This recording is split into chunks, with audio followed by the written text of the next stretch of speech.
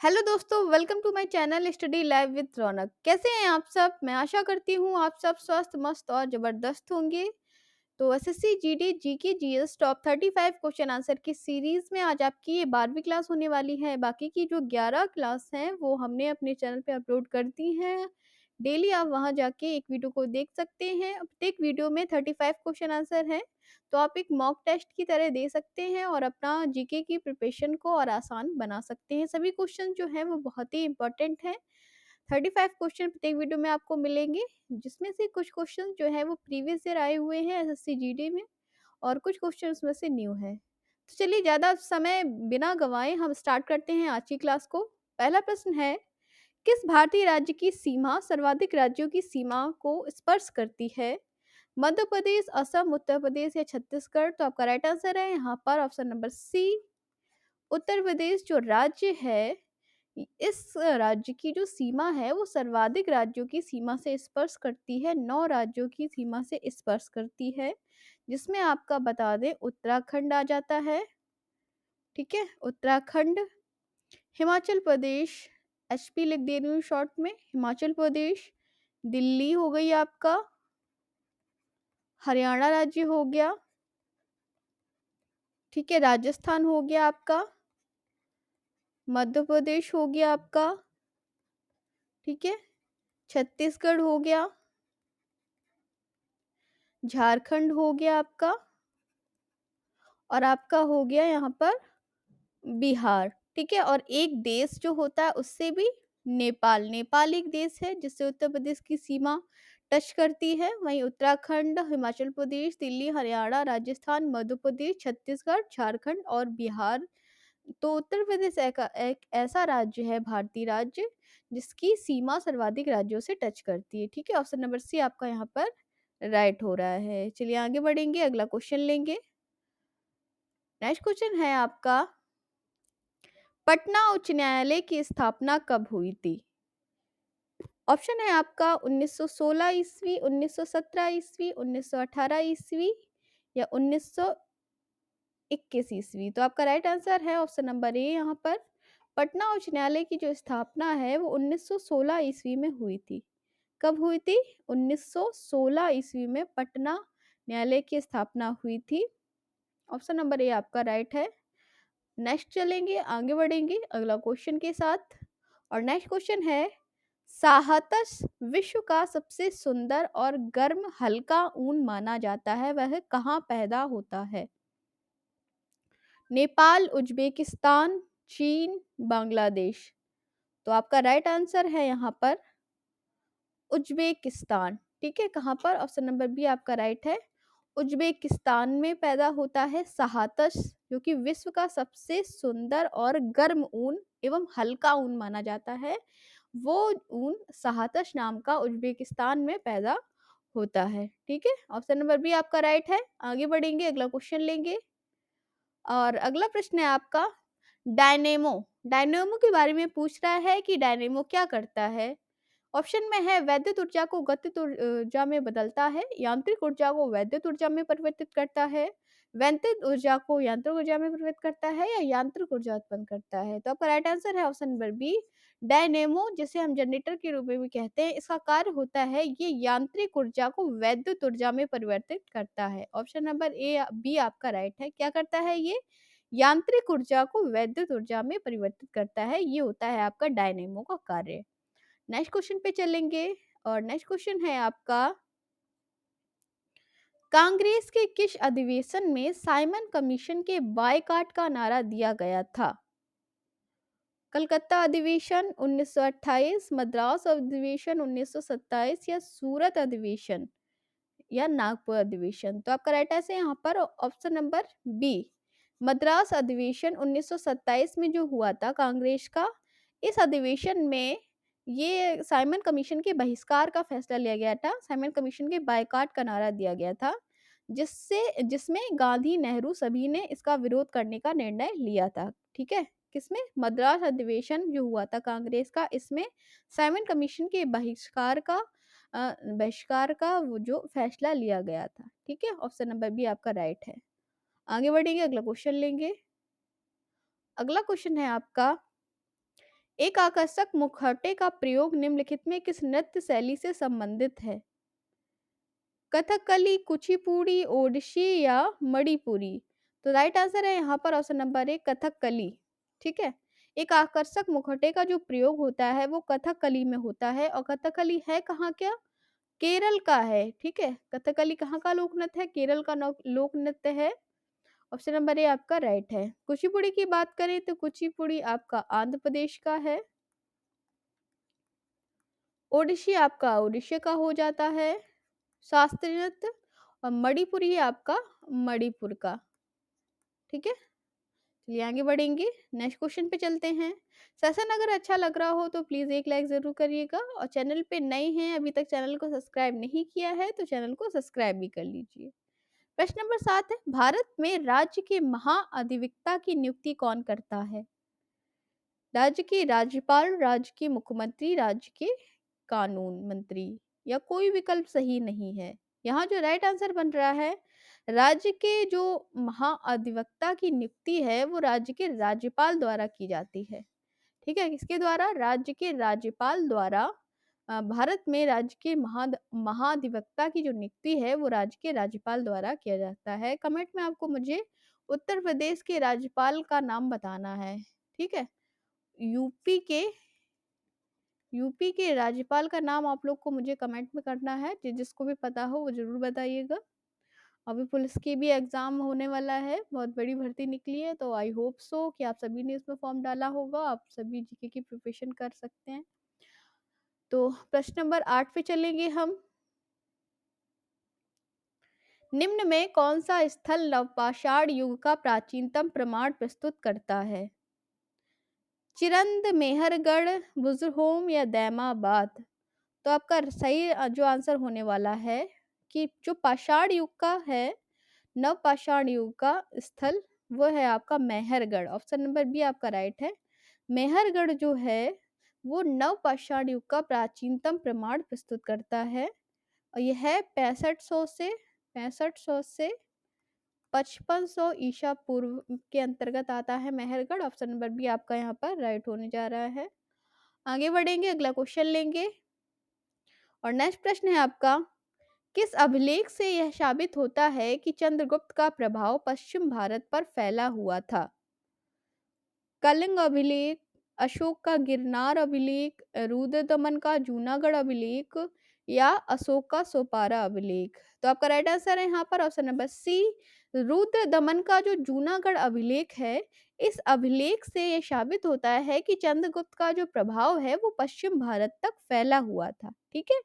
क्या है? इस जो रुद्र दमन का जो जूनागढ़ अभिलेख था, इससे ये साबित होता है कि चंद्रगुप्त का जो प्रभाव है वो पश्चिमी भारत तक फैला हुआ था। ऑप्शन नंबर सी आपका यहाँ पर राइट है। आगे बढ़ेंगे, अगला क्वेश्चन लेंगे, और अगला प्रश्न है,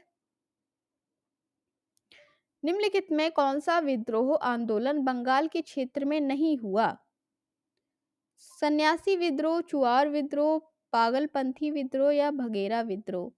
तो राइट आंसर है आपका ऑप्शन नंबर डी, भगेरा विद्रोह। ठीक है। बंगाल के क्षेत्र में जो आपका नहीं हुआ है ये आपका भगेरा विद्रोह है। ठीक है। कहाँ पर? ये तो जो और भी हैं, ये सन्यासी विद्रोह या पागलपंथी या चुआर विद्रोह है, ये तो तीनों ही बंगाल के जिले में हुए हैं, बंगाल के क्षेत्र से रिलेटेड है। बट आपका ये जो भगेरा विद्रोह है ये आपका बंगाल से रिलेटेड नहीं है। ठीक है। ऑप्शन नंबर डी आपका यहाँ पर राइट है। चलेंगे नेक्स्ट क्वेश्चन पे। अगला क्वेश्चन है आपका, निम्नलिखित में कौन भारतनाट्यम की विख्यात नृत्यांगनाएं नहीं है? रुक्मणी देवी अरुंडेल, टी बाला सरस्वती, यामिनी कृष्णमूर्ति, या झावेरी बहनें? तो राइट आंसर बन रहा है ऑप्शन नंबर डी, झावेरी बहनें जो है ये आपका भारतनाट्यम की विख्यात नृत्यांगना नहीं है। झावेरी बहनों का संबंध मणिपुरी नृत्य से है। किस नृत्य से है? झावेरी बहनें जो है इनका जो संबंध है वो मणिपुरी नृत्य से है, भरतनाट्यम से संबंध इनका नहीं है। चलिए नेक्स्ट क्वेश्चन पे चलेंगे, और नेक्स्ट क्वेश्चन है आपका, 12 मासा की रचना किसने की थी? अमीर खुसरो, इमामी, या मलिक मोहम्मद जायसी? तो आपका राइट आंसर है option number C, Malik Mohammad Jayasi. ठीक है। मलिक मोहम्मद जैसी द्वारा रचित महाकाव्य पद्मावत का एक प्रमुख हिस्सा है बारहमास। ठीक है। जैसी हिंदी हिंदी भक्ति साहित्य के भक्ति की धारा कवि थे, भक्ति धारा के कवि थे। इनके द्वारा महाकाव्य लिखा गया था पद्मावत। तो इनके पद्मावत का एक हिस्सा था ये बारहमासा। तो ऑप्शन नंबर सी आपका यहाँ पर राइट बन रहा है। बारहमासा किसके द्वारा लिखा गया है? मलिक मोहम्मद जैसी के द्वारा। अगला क्वेश्चन पे चलते हैं, जल्दी सॉल्व करेंगे जिससे आप कम समय में सारे क्वेश्चन सॉल्व कर पाएं। पानीपत के युद्ध में बाबर को जीत हासिल करने का मुख्य कारण क्या था? उसकी घुड़सवार सेना, उसकी सैन्य कुशलता, तुलुगमा प्रथा या अफगानों की आपसी फूट। तो आपका जो राइट आंसर बन रहा है वो हो जाएगा आपका ऑप्शन नंबर सी, तुलुगमा प्रथा। ठीक है। पानीपत के युद्ध में बाबर को जीत हासिल करने का मुख्य कारण था तुलुगमा प्रथा, जिसमें तोपों को सजाने के लिए उस्मानी विधि, जिसे रूमी विधि भी कहा जाता था, उसका प्रयोग किया गया था। कुछ लोग इस आंसर का उसकी सैन्य कुशलता भी बताते हैं, तो कुछ लोग इसका आंसर जो है वो तुलुगमा प्रथा बताते हैं, लेकिन जो रियल है वो तुलुगमा प्रथा ही है आपका आंसर। आगे बढ़ेंगे, अगला क्वेश्चन लेंगे। अगला क्वेश्चन है आपका, एचडीआर में मानव निर्धनता सूचकांक वर्ष किस शुरू किया गया था? ठीक है। क्या पूछ रहा है आपसे कि मानव निर्धनता सूचकांक वर्ष में किस वर्ष शुरू किया गया था? मानव निर्धनता सूचकांक एचडीआर। तो ऑप्शन में है 1997, 1990, 1995 या 2001। तो आपका जो राइट आंसर बन रहा है कि मानव निर्धनता सूचकांक जो है वो आपका 1997 में स्टार्ट हुआ था। ऑप्शन नंबर ए आपका राइट है। कब स्टार्ट हुआ था? 1997 में आपका स्टार्ट हुआ था मानव निर्धनता सूचकांक। ठीक है। आगे बढ़ेंगे, अगला क्वेश्चन लेंगे। अगला प्रश्न है, भूटान की राष्ट्रीय भाषा के रूप में कौन जानी जाती है? जोंगखा, खेंगखा, तशलांगखा या लहोत्सो-सम्खा। तो आपका राइट आंसर है Dzongkha. Option number A Dzongkha. ठीक है। भूटान की राष्ट्रीय भाषा क्या है? जोंगखा, यानी भूटानी। इसे स्थानीय रूप में छोके भी कहा जाता है। तो जोखा या भूटानी जो है वो भूटान की राष्ट्रीय भाषा है। ऑप्शन नंबर ए आपका यहाँ पर राइट बन रहा है। नेक्स्ट क्वेश्चन पे चलेंगे।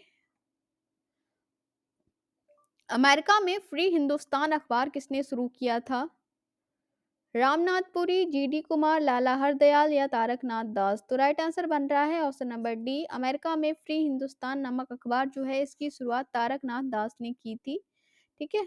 ये अमेरिका में भारतीय समुदाय के पहले नेता थे जिन्होंने फ्री हिंदुस्तान नामक एक पेपर शुरू किया था। कौन थे? ऑप्शन नंबर डी आपका राइट है, तारकनाथ दास।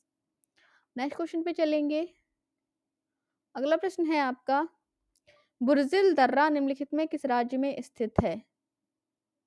हिमाचल प्रदेश, जम्मू कश्मीर, सिक्किम या उत्तराखंड। तो बात अगर हो रही है बुर्जिल दर्रा की, ठीक है, बुर्जिल दर्रा कहाँ स्थित है? राइट आंसर है आपका कश्मीर का एक क्षेत्र है ये, Jammu Kashmir. Option number B right है, जहां पर ये स्थित है। ठीक है। कश्मीर क्षेत्र का एक ऐतिहासिक दर्रा है जो श्रीनगर को पाक अधिकृत कश्मीर के गिलगिल बल्तिस्तान क्षेत्र में स्थित है, जिसे जो गिलगिल को स्कर्दू से जोड़ता है। ऑप्शन नंबर बी आपका राइट है। बुर्जिल दर्रा जो है वो आप कह सकते हैं जम्मू कश्मीर में स्थित है। अगला प्रश्न पे चलेंगे। और अगला क्वेश्चन है आपका, इंपॉर्टेंट क्वेश्चन है, छोटा नागपुर जनजाति विद्रोह कब हुआ था?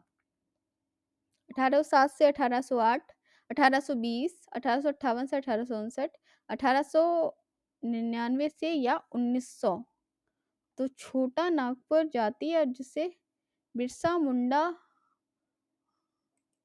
ऑप्शन नंबर बी आपका राइट है। 1820 से 1821 ईस्वी के मध्य हुआ था छोटा नागपुर जनजाति विद्रोह। ठीक है। कब? ऑप्शन नंबर बी 1820 यहाँ पर राइट है। नेक्स्ट क्वेश्चन है आपका, निम्नलिखित देशों में कौन आसियान का सदस्य नहीं है? बुनरेई, दारुसलाम, कंबोडिया, वियतनाम या भारत। तो अभी तक भारत जो है वो आसियान का सदस्य नहीं बना है। ये एक दक्षिण पूर्वी एशियाई देशों का संघ है जिसमें भारत जो है वो नहीं है। ठीक है, अभी तक आसियान का सदस्य भारत नहीं है और भारत के साथ साथ दक्षिण कोरिया भी इसका सदस्य नहीं है। नेक्स्ट क्वेश्चन पे चलेंगे। अगला प्रश्न है, इंडियन अनरेस्ट के लेखक कौन थे? दादा भाई नौरोजी, एनी बेसेंट, लाला लाजपत राय या वैलेंटाइन सेरोल? तो इसका राइट आंसर है ऑप्शन नंबर डी, वैलेंटाइन सेरोल द्वारा लिखित है इंडियन अनरेस्ट। ठीक है, कौन है लेखक? इंडियन अनरेस्ट के लेखक वैलेंटाइन सेरोल थे। इन्होंने ही बाल गंगाधर तिलक को भारत में अशांति का जन्मदाता भी कहा था। क्वेश्चन और बन जाता है कि भारत बाल गंगाधर तिलक को अशांति का जन्मदाता किसने कहा था? तो वैलेंटाइन सेरोल के द्वारा ऐसा बोला गया था। ठीक है, चलेंगे आगे बढ़ेंगे अगले क्वेश्चन पे। और अगला क्वेश्चन है आपका, आल्प्स पर्वत के उत्तरी भाग में बहने वाली उष्ण शुष्क स्थानीय हवा को क्या कहा जाता है? चिनूक, फॉन, खमसिन या सिराको? तो आपका राइट आंसर है, आल्प्स पर्वत की उत्तरी ढाल से नीचे वाली जो शुष्क हवा बहती है वो आपकी ऑप्शन नंबर बी फॉन कहलाती है। ऑप्शन नंबर बी आपका राइट है। क्या कहलाती है? फॉन कहलाती है। नेक्स्ट क्वेश्चन पे चलेंगे। अगला प्रश्न है, उज्जैन किस नदी किनारे स्थित है? नर्मदा, तवा, तापी या शिप्रा? तो राइट आंसर है, उज्जैन जो है वो शिप्रा नदी किनारे स्थित है। किस नदी किनारे? ऑप्शन नंबर डी राइट है, शिप्रा नदी के किनारे स्थित है उज्जैन। नेक्स्ट क्वेश्चन पे चलेंगे। निम्नलिखित में भू राजस्व व्यवस्था को टोडरमल प्रणाली कहा जाता है? जप्ती प्रणाली, गल्ला प्रणाली, बख्शी कनकूत प्रणाली या नशक प्रणाली? तो राइट आंसर है आपका, टोडरमल का बंदोबस्त या टोडरमल का प्रणाली जो है वो किसे कहा जाता है? जप्ती प्रणाली। ऑप्शन नंबर ए आपका राइट है।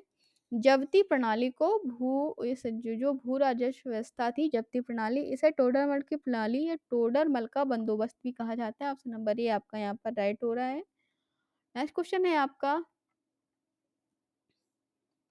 क्वेश्चन नंबर 23, उकाई परियोजना स्थित है मध्य प्रदेश की तापी नदी पे, गुजरात की ताप्ती नदी पे, गुजरात की साबरमती नदी पे या मध्य प्रदेश की नर्मदा नदी पर? तो राइट आंसर बन रहा है, गुजरात में ताप्ती नदी पर स्थित है उकाई बांध का निर्माण किया गया है, जिसे उकाई परियोजना के नाम से भी जानते हैं।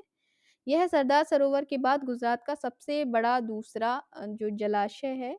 ठीक है, उकाई उकाई बांध का निर्माण किया गया ताप्ती नदी पे, जिसे उकाई परियोजना के नाम से भी जाना जाता है। ऑप्शन नंबर बी आपका राइट है। अगला प्रश्न है, सीडो निम्नलिखित में किसके विकास से संबंधित है? लघु उद्योग, इस्पात उद्योग, सॉफ्टवेयर उद्योग या चीनी उद्योग? तो राइट आंसर बन रहा है आपका सीडो जो है वो आपका लघु उद्योग से संबंधित है। ऑप्शन नंबर ए आपका राइट है। ठीक है, सीडो जिसे लघु उद्योग विकास संगठन भी कहते हैं। ठीक है, क्या कहते हैं? लघु उद्योग विकास संगठन भी कहते हैं। ये आपका लघु उद्योग के विकास से संबंधित है। ऑप्शन नंबर ए आपका राइट है। चलेंगे आगे बढ़ेंगे अगले क्वेश्चन पे। और अगला क्वेश्चन है आपका, एंजल जलप्रपात किस नदी पर स्थित है? अमेजन, ओरिनाको, कैरोनी या पराना? तो आपका राइट आंसर है, ये जो है ऑप्शन नंबर सी राइट है, कैरोनी। एंजल जलप्रपात जो है वो आपका कैरोनी नदी पर स्थित है। कहाँ पर? कैरोनी। ये है कहाँ? ये दुनिया का सबसे ऊंचा जलप्रपात है, झरना है। ये वेनेजुएला दक्षिण अमेरिका में स्थित है, जो कि कैरोनी नदी पर स्थित है। चलेंगे आगे बढ़ेंगे अगला प्रश्न पे। अगला प्रश्न है, मदन मोहन मालवीय से संबंधित नहीं है कौन सा समाचार पत्र? लीडर, कामरेड, हिंदुस्तान या अभ्युदय? तो आपका जो राइट आंसर है, कामरेड जो है ऑप्शन नंबर बी, कामरेड समाचार पत्र जो है जिसका संबंध है मदन मालवीय मोहन से नहीं है। ठीक है, कामरेड जो समाचार पत्र है इसका संबंध मदन मोहन मालवीय से नहीं है। ऑप्शन नंबर बी आपका यहाँ पर राइट है। अगला प्रश्न पे चलेंगे। अगला प्रश्न है, किस फिल्म में सबसे अधिक ऑस्कर पुरस्कार जीते हैं? राइट आंसर है Titanic. Option number A, Titanic के द्वारा सर्वाधिक ऑस्कर पुरस्कार जीते गए हैं। उन्हें कुल 11 पुरस्कार से नवाजा गया था। ठीक है, सर्वश्रेष्ठ चित्र और सर्वश्रेष्ठ निर्देशक सहित 11 ऑस्कर पुरस्कारों से सम्मानित किया गया था टाइटैनिक मूवी को, जो कि अब तक की सर्वाधिक ऑस्कर पुरस्कार पाने वाली फिल्म बन गई है। नेक्स्ट क्वेश्चन पे चलेंगे। अगला प्रश्न है आपका, काप्रा हिरकस किसका वैज्ञानिक नाम है? भेड़, गाय, घोड़ा या बकरी? तो कैप्रा हिरकस जो है या काप्रा हिरकस, ये आपका ऑप्शन नंबर डी है। बकरी का वैज्ञानिक नाम होता है कैप्रा हिरकस। ठीक है, इसका बकरी का वैज्ञानिक नाम है कैप्रा हिरकस। अगला प्रश्न है आपका, टेलीफोन का आविष्कार किसने किया था? Alexander Graham Bell, Thomas Edison, Benjamin Franklin या जेम्स वाट? टेलीफोन का आविष्कारक हैं अलेक्जेंडर ग्राहम बेल। ठीक है, ऑप्शन नंबर ए आपका राइट है। अलेक्जेंडर ग्राहम बेल के द्वारा टेलीफोन का आविष्कार किया गया था। नेक्स्ट क्वेश्चन पे चलेंगे और अगला क्वेश्चन है, द ग्रेट इंडियन नोवेल के लेखक कौन है? जवाहरलाल नेहरू, शशि थरूर, महात्मा गांधी या अरुण सौरी? तो राइट आंसर है ऑप्शन नंबर बी। क्या है? शशि थरूर। शशि थरूर द्वारा लिखी गई है द ग्रेट इंडियन नोवेल। ठीक है, किसके द्वारा? शशि थरूर के द्वारा लिखी गई है द ग्रेट इंडियन नोवेल। आपका ऑप्शन नंबर बी जो है वो बिल्कुल राइट हो रहा है, शशि थरूर। आगे बढ़ेंगे, नेक्स्ट क्वेश्चन पे चलेंगे और अगला प्रश्न है आपका, निम्नलिखित में युद्ध संबंधी नृत्य कौन सा है? केरल का कथकली, मेघालय का बांस नृत्य, मयूरभंज का छऊ या पंजाब का भांगड़ा? तो राइट आंसर है ऑप्शन नंबर सी, मयूरभंज का छऊ नृत्य जो है वो एक युद्ध संबंधी नृत्य है। ठीक है, कौन सा? मयूरभंज का छऊ नृत्य है। इस उत्सव की जो थीम है कलाबाजी, मार्शल आर्ट और एथलेटिक्स के तरीके से मनाया जाता है। इस नृत्य में ऐसा लगता है कि नर्तक एक दूसरे के साथ युद्ध में हैं। यह झारखंड, पश्चिम बंगाल तथा उड़ीसा में किया जाता है। ठीक है, छऊ नृत्य जो है। अगला प्रश्न है आपका, साइंस से रिलेटेड क्वेश्चन है, कोशिका में स्थित तरल जैविक पदार्थ को जीव द्रव्य का नाम किसने दिया? रॉबर्ट हुक, रॉबर्ट ब्राउन या जेई पुरकिंजे या एम्सलीडेन? तो राइट आंसर है कोशिका में स्थित जो तरल जैविक पदार्थ है जीव द्रव्य का नाम, उसे option number C J E Purkinje के द्वारा दिया गया। क्या, किसके द्वारा? जेई पुरकिंजे के द्वारा दिया गया था जीव द्रव्य नाम। नेक्स्ट क्वेश्चन पे चलेंगे और अगला प्रश्न है आपका, वायु की वेग की मापन करने वाला उपकरण को क्या कहते हैं? एनीमोमीटर, ओडोमीटर, मैनोमीटर या बैरोमीटर? तो इसे बोलते हैं एनीमोमीटर। ऑप्शन नंबर ए आपका राइट है। वायु के वेग की माप करने वाला उपकरण एनीमोमीटर कहलाता है, जिसे पवन वेग मापी भी कहते हैं हिंदी में। क्या बोलते हैं? पवन वेग मापी आपका हिंदी में इसे बोलते हैं एनीमोमीटर। ठीक है, ऑप्शन नंबर ए आपका राइट है। नेक्स्ट क्वेश्चन पे चलेंगे। अगला प्रश्न है, निम्नलिखित में किस पंचवर्षीय योजना को रणनीतिक रूप से हरित क्रांति से जोड़ा जा सकता है? दूसरी पंचवर्षीय योजना, सातवीं पंचवर्षीय योजना, चौथी पंचवर्षीय योजना या छठी पंचवर्षीय योजना?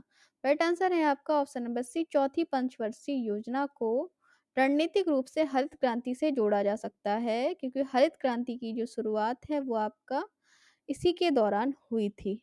ठीक है, ऑप्शन नंबर सी आपका राइट है। नेक्स्ट क्वेश्चन है, ये आपका लास्ट क्वेश्चन होने वाला है, 35 क्वेश्चन।